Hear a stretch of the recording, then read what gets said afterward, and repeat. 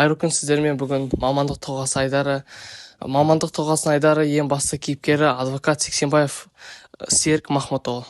Сәлеметсіз, Серік Махмұтұлы. Ассалаумағалейкум. Сізге қояр бірнеше сұрағым бар еді.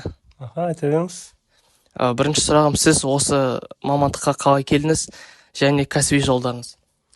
Бұл мамандыққа мен өз басым 2099 жылы осы жерде бірінші Жезқазған университетінде заң факультеті ашылған болатындығын, сол заң факультетіне түсіп, 4 жыл осы жерде оқып, білім алып, содан кейін бірінші өзіміздің еңбек жолымызды Каспий банкте заңгер қызметінде бастаған болатын. Содан кейін әрі қарай уже стаж, опыт алғаннан кейін адвокаттық жұмысты атқаруға дайындалып, соған экзамен тапсырып, лицензия алып, содан кейін міне біраз жыл болды, уже адвокаттық заң кеңесін көрсетумен айналысатырмыз. Бұл қызмет әрине өте жан-жақты, тек қана бір направление ғана емес, сонымен қатар әртүрлі қоғамда болатын іс-шаралар, қарым-қатынастар, полиция басқармасымен, прокуратурамен, соттармен әртүрлі салаларды қамтиды.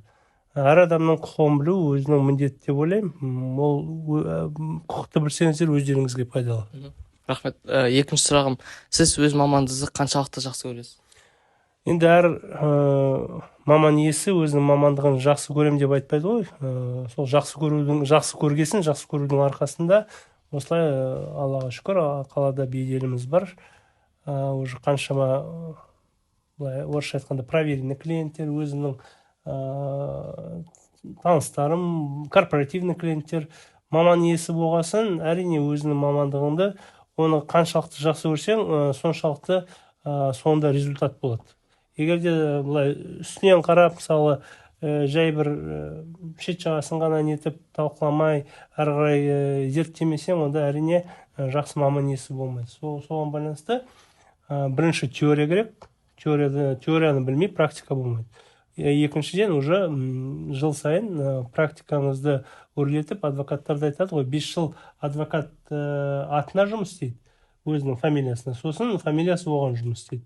Соған байланысты фамилиямыз өзімізге, енді бұлай орысша айтқанда бренд дейді ғой, әрбір фамилия, әрбір адвокаттың өзінің бренді деп санаймын. Рахмет, көңіл бөлгеніңізге рахмет.